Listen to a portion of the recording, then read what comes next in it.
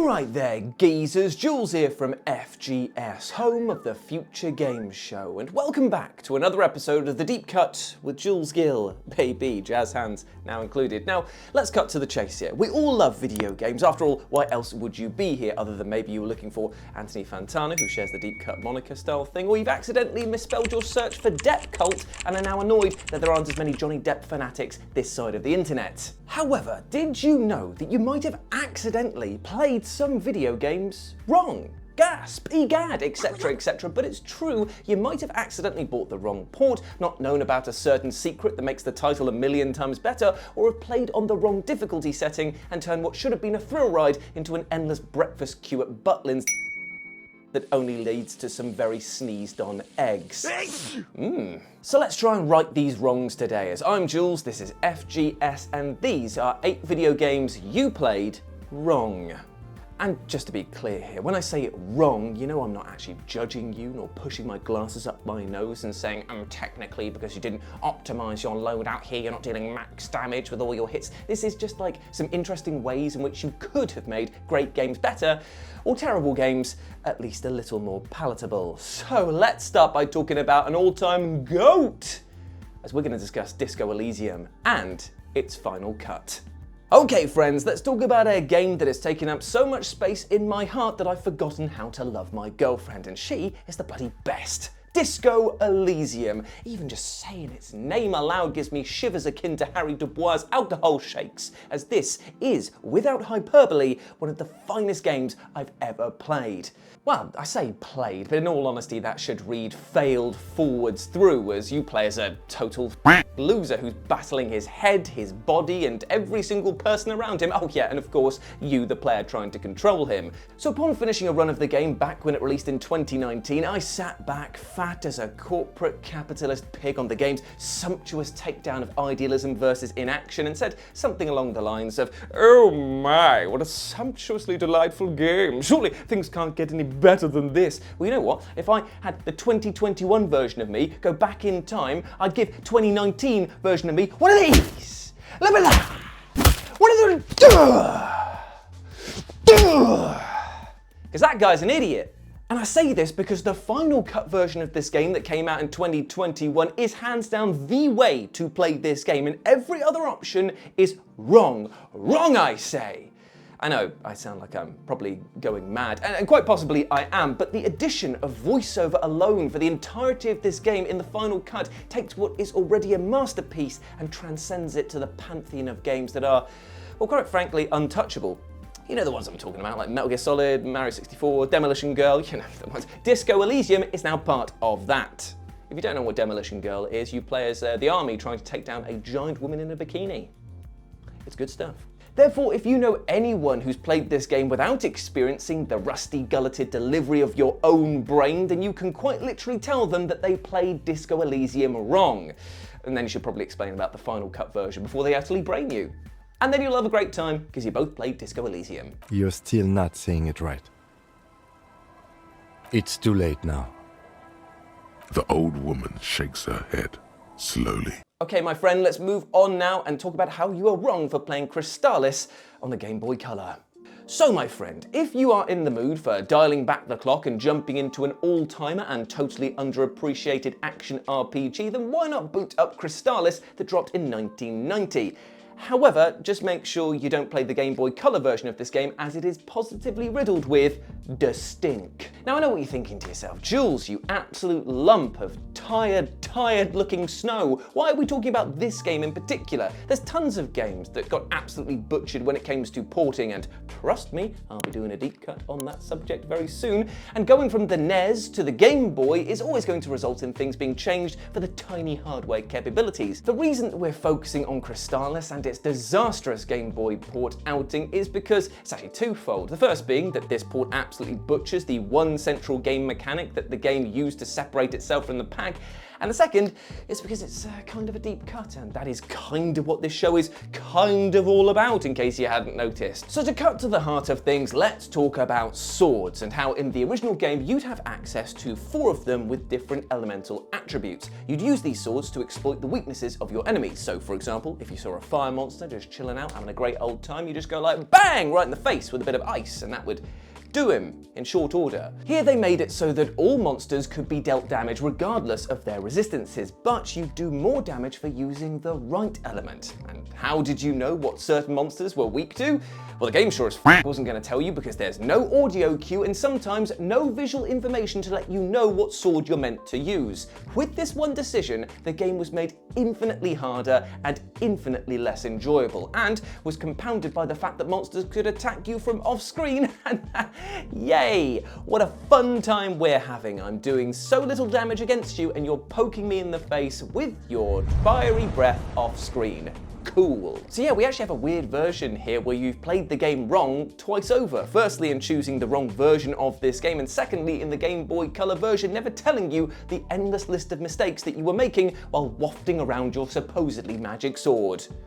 So my friend, let's go on and talk about how trying to complete any game in 2024 to 100% is kind of a mistake. So, in the year of our Lord 2024, we exist in what is unfortunately a bit of a state for the video game industry, comparable to those first few seconds of the iceberg tearing through the side of the Titanic and the captain going, whoops. With mass developer layoffs, studio closures, the relentless march of the AAA towards making everything feel the same, as any changes means risks to their bottom line, and of course, live service titles which, despite the market themselves telling you they do not want, are just everywhere at the moment. We're so very tired of them. We're so very, very tired. And all of this boils down to us being at a tipping point for the video game industry that may take the entirety of our entertainment along with it.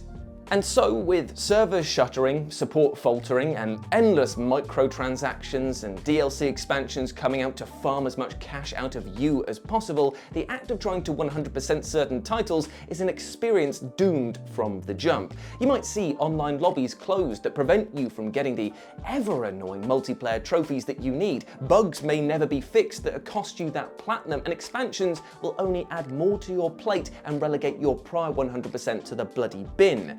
Even single-player games aren't immune to this utter as we've seen countless titles slam utter grindfest gameplay into the mix to force you to keep playing, regardless of whether you found the experience fun or not.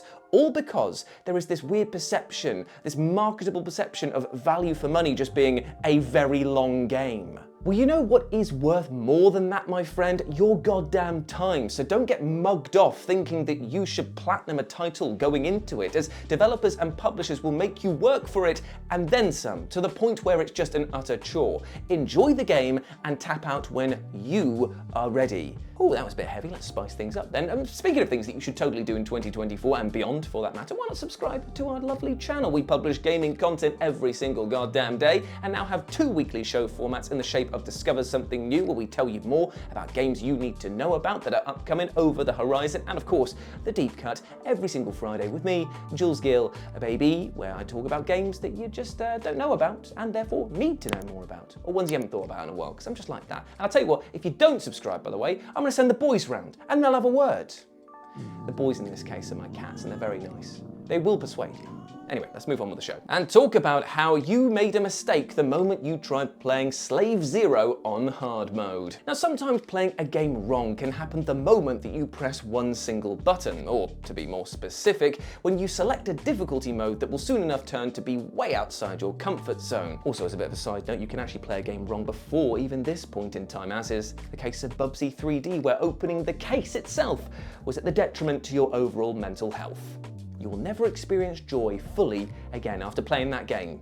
Anyway, back on track, let's talk about the oft-forgotten but actually pretty decent Slave Zero, which dropped in 1999, and for like 99% of its runtime would have you believe that the game's hard mode is a tough but fair challenge for players looking to dial up the difficulty a bit. However, the wheels, good times, and indeed gameplay fell off a bloody cliff the moment you got to the last boss of the game, Sovkhan, for one simple reason. The developers programmed this final boss with so much health that even if you shot it with every gun in your arsenal and grabbed every ammo pickup available to you in the area, you still wouldn't do enough damage to actually kill him. And that's right, even with perfect accuracy, you'd be left with him just going, oh, is that it? Oh, now let me crush you with my utter.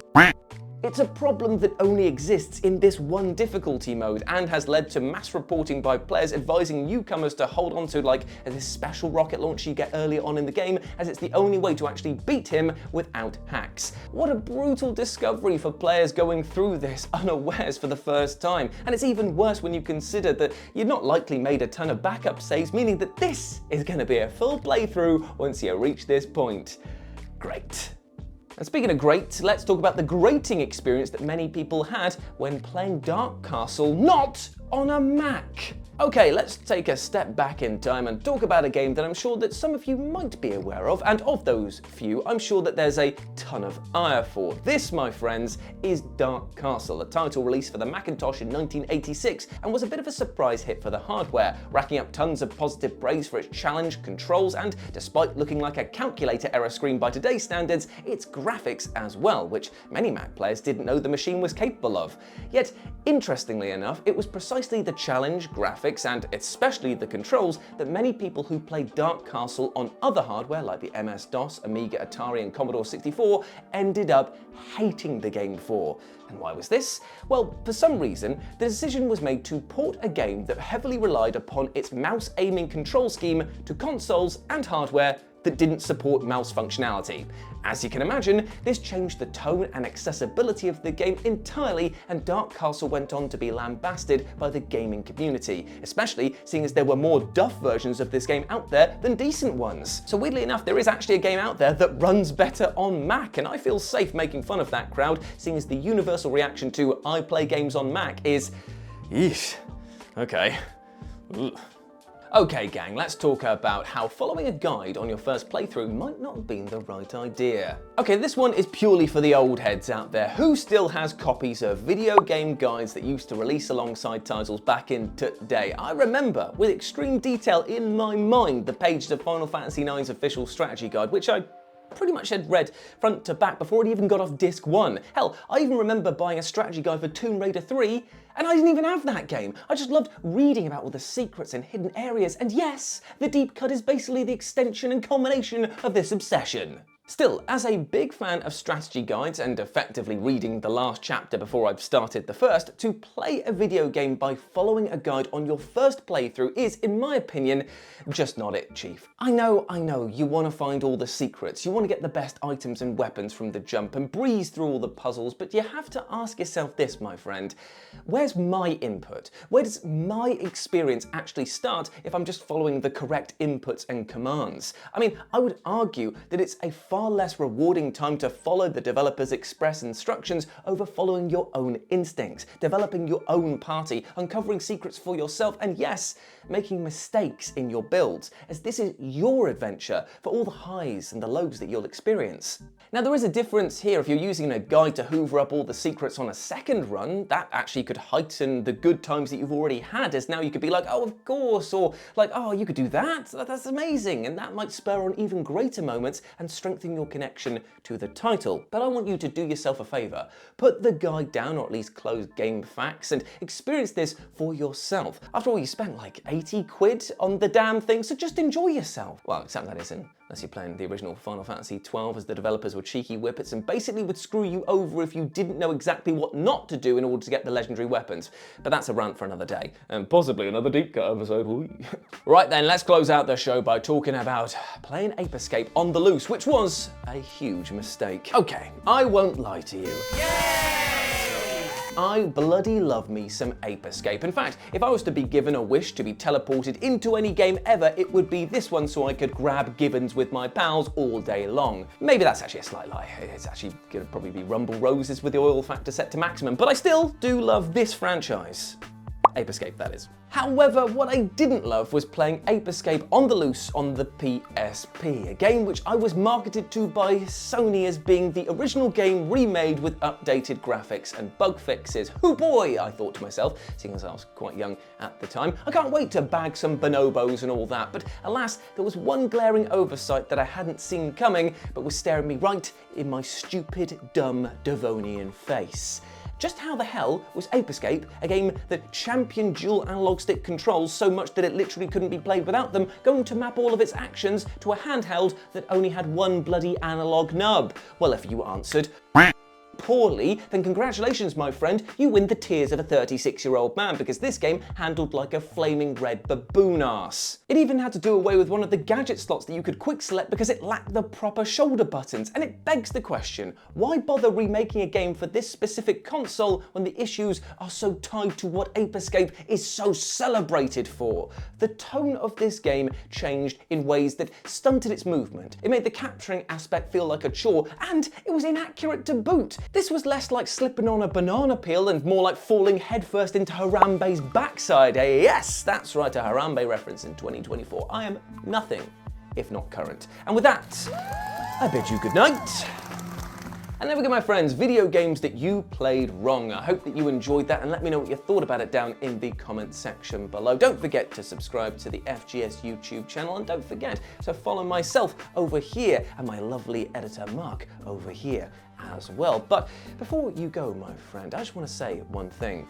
Even though we spoke today about a lot of video games that you could play wrong, let me just say something. For the record, we all make mistakes. We all are imperfect human beings, but you know what? You shouldn't beat yourself up for mistakes that you made in the past. Instead, learn from them. Don't make them again. Move on. Grow as a person. Don't hold yourself back with the shackles of regret. It is not worth it. Trust me. I want nothing but the best for you and for you to go forward and live a healthy and happier life, okay? So treat yourself with kindness. As always, I've been Jules. You have been awesome. Never forget that. And I'll speak to you soon. Bye.